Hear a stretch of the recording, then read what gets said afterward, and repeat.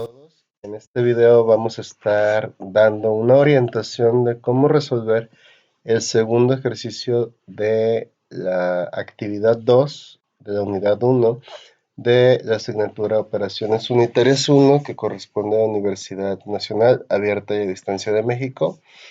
Muy bien, este ejercicio tiene que ver con la caída de presión, o sea, la diferencia que existe entre la presión al inicio de un lecho empacado y después de atravesarlo. Recuerden que en los fenómenos de transporte, la presión es lo que constituye el motor que impulsa o que ocasiona que haya una transferencia de momentum, que aquí se manifiesta en el que se mueve un fluido. Ok. Para eso estamos resolviendo un ejercicio muy similar al que ustedes tienen que resolver. De este ejercicio los datos son diferentes, pero nos pide encontrar lo mismo, la presión de aire cuando sale del lecho empacado. Ok, de este texto rescatamos los siguientes datos. Temperatura del aire, diámetro y longitud del cilindro, que estas son las pequeñas partículas que forman nuestro lecho empacado. En este caso son partículas cilíndricas con la característica de que su diámetro es igual a la longitud o la altura del mismo cilindro. Aquí nos dicen cuánto mide el lecho empacado, aquí ya nos están dando como dato la fracción de huecos, nos dicen cuál es la presión inicial del aire, aquí ya estamos pasando de atmósferas a pascales porque por cuestión de manejo de unidades nos conviene más tenerla en pascales. Nos dan un flujo másico por unidad de aire que ahí realmente te lo están diciendo como una velocidad, pero por las unidades decimos no es tal cual una velocidad. Está relacionado, pero esto es qué tanta materia atraviesa una unidad de superficie del lecho cada segundo. También estos últimos dos datos no aparecen en el texto, pero los podemos encontrar en el caso de la viscosidad del aire, la obtenemos de tablas. En este caso la obtuve del apéndice A3-3 de Jan Koplis, la cuarta edición. En este caso, o este tipo de variables como viscosidad, densidad, las podemos encontrar en ese tipo de tablas. Y la masa molecular del aire la vamos a necesitar para posteriormente encontrar la densidad. Ese dato pues es de cajón, ese es con la composición promedio del aire, ese también está en tablas. Ok, las fórmulas que vamos a utilizar, la principal es la ecuación de Ergun, y para poder utilizar esa ecuación vamos a necesitar algunas otras fórmulas o ecuaciones adicionales, por ejemplo, la densidad promedio de un gas, porque en la ecuación de Ergun nos piden densidad y no la tenemos como dato. El número de Reynolds, que también nos lo pide la ecuación de Ergun.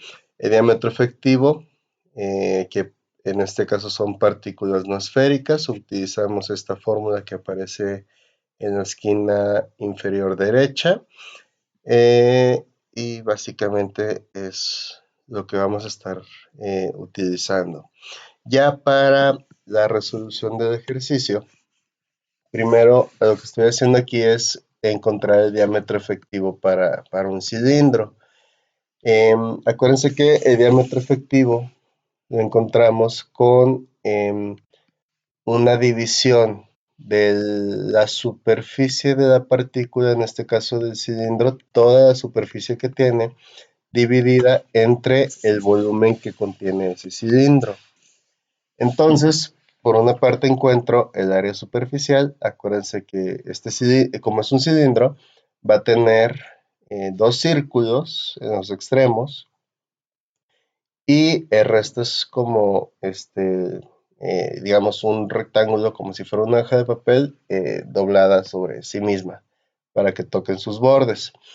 Entonces, el área superficial es 2 veces el área de un círculo, que es pi por diámetro al cuadrado entre 4, y a eso le sumo las dimensiones de este rectángulo que forma las paredes del cilindro, que sería de largo, tiene lo mismo que la circunferencia del círculo, que es pi por diámetro, y eso se multiplica por la altura de ese cilindro.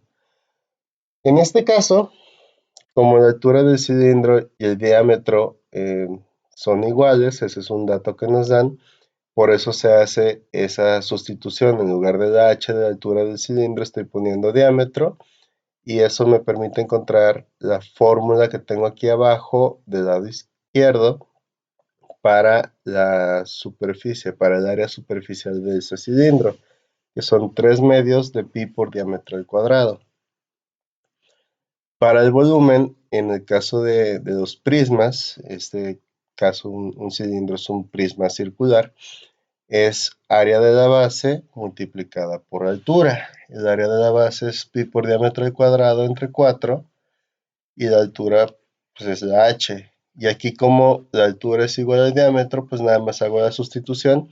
Me queda diámetro al cuadrado por otro diámetro, es diámetro del cubo, y eso por pi entre 4. Ya que tengo esas dos expresiones, la superficie y el volumen del cilindro, los voy a dividir, y es lo que hago en la parte derecha.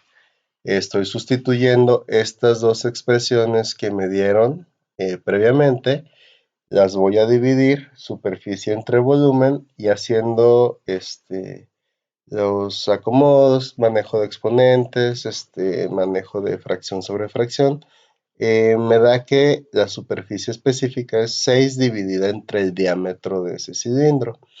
Y el diámetro efectivo, acuérdense, era esta fórmula que tengo aquí en la parte inferior derecha, que se aplica para partículas no esféricas. Es 6 dividido entre la superficie específica, que es la que encontré arriba, haciendo las operaciones y despejes, simplificando.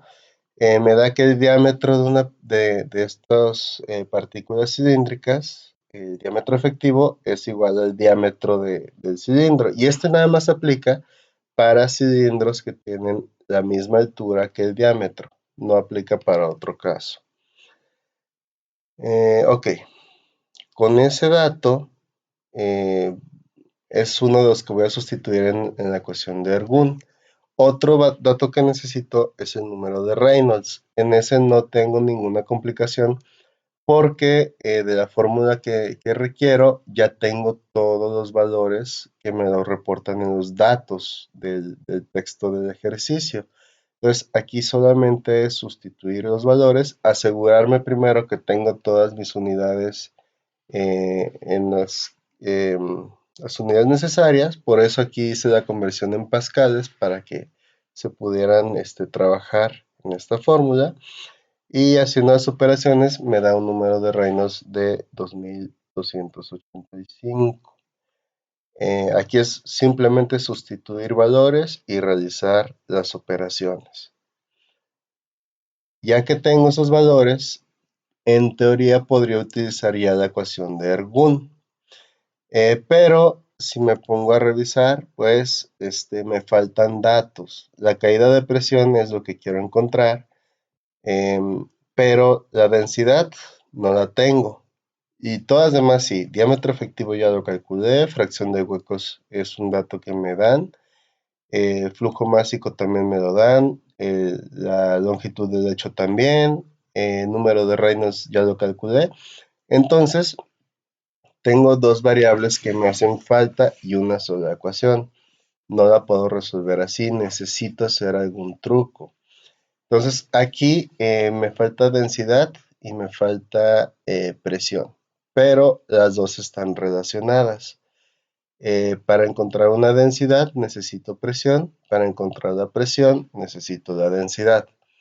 Entonces aquí aplican uno de los trucos de la ingeniería, que es una estrategia de prueba y error, porque tengo dos variables y una ecuación por dos variables que se relacionan entre sí y una sola ecuación.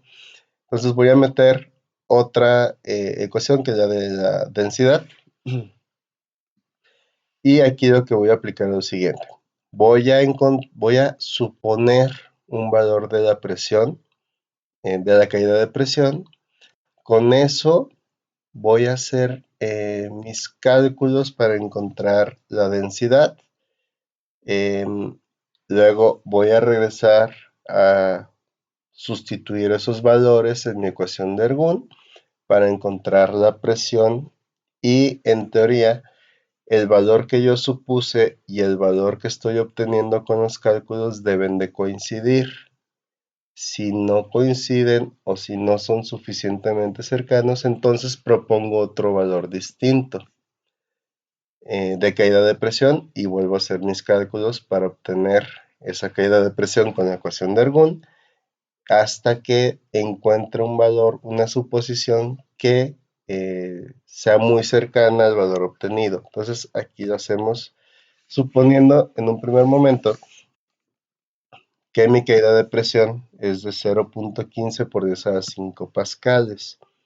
De ahí yo hago mis cálculos para encontrar la caída de presión, que esa por definición es la presión inicial menos la final. De ahí despejando, si yo quiero mi presión final es la inicial menos la caída de presión, que en este caso con mi suposición, la inicial es un dato que me dan en el texto del ejercicio. La caída de presión es la que yo supongo y ya me da una presión final de 2.079 por 10 a la 5 pascales. Con eso encontramos una presión promedio que vamos a después sustituir en la fórmula para encontrar la densidad. Ahí es donde voy a utilizar la masa molecular del aire, la de 28.97, y otros datos, la presión promedio que fue la que encontré en un paso anterior, la constante de los gases y la temperatura. Encuentro mi densidad promedio y entonces ahora sí sustituyo todos mis valores, densidad, diámetro efectivo, fracción de huecos, flujo másico, longitud del lecho, número de Reynolds, en mi ecuación de Ergun, hago la sustitución, hago las operaciones y despejo la caída de presión. En este caso, al hacer todo eso, me da una caída de presión de 0.1547 por 10 a la 5, que si se fijan, mi suposición era 0.15. Aquí está un poquito más arriba, pero es suficientemente cercana. Difícilmente nos va a dar exacto. E incluso aquí podría ser una segunda iteración con un valor como, digamos, 0.154 y a ver si me da un valor más cercano después de las operaciones. Pero aquí realmente como se trata de manejar las fórmulas y que se familiaricen con estos procedimientos, esto ya queda como suficientemente cercano, entonces no necesito hacer una nueva iteración y aquí quedaría resuelto el problema porque ya estoy encontrando la variable que me piden, que es caída de presión. Entonces espero les quede claro. Insisto, aquí nada más es como ir siguiendo las fórmulas, cuidar que las unidades sean congruentes y más que nada tener cuidado al momento de ingresar mis datos a la calculadora, respetar las operaciones, eh, y básicamente es todo. De cualquier manera, cualquier duda, estoy a sus órdenes, me pueden contactar por los diferentes medios institucionales. Que tengan un bonito día.